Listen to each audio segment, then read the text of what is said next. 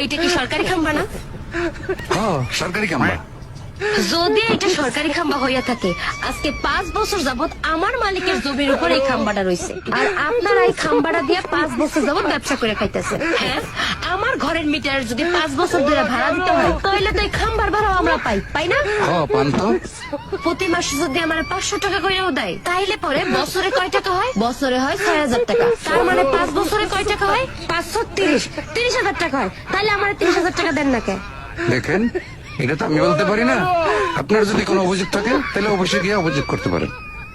ও, অফিসে গিয়ে অভিযোগ করতে হইব কেন? আপনারা সরকারি লোক না? সরকারি লোক হইতে। তাইলে আপনারা যেহেতু সরকারি লোক, তাইলে অফিসে যে অভিযোগ করবো কেন? আপনাকে কাছে অভিযোগ জানাবো। যাই হোক, যেহেতু আপনারা আমার বাসায় আইছেন, আপনাদেরকে তো কিছু আদর আপ্যায়ন করা দরকার। কি বলেন আপনারা? আমার আদরের কি দরকার ছিল? হ্যাঁ, তাহলে চলেন আপনাকে এই গরমের ভিতরে ঠান্ডা ঠান্ডা লেবুর শরবত খাওয়াবো। চলেন চলেন স্যার, তাহলে লেবুর শরবতটা খাইয়ে যাই, যেই গরম পড়ছে আজকে। চলেন চলেন চলেন চলেন।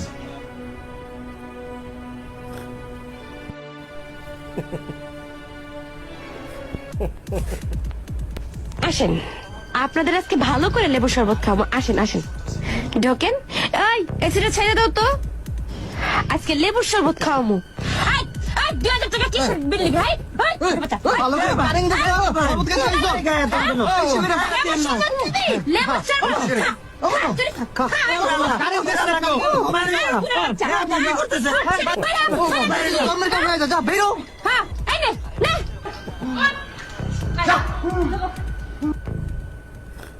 স্যার, লেবু শরবত খাইতে তো আমগো লেবু বাইর করে লাইছে।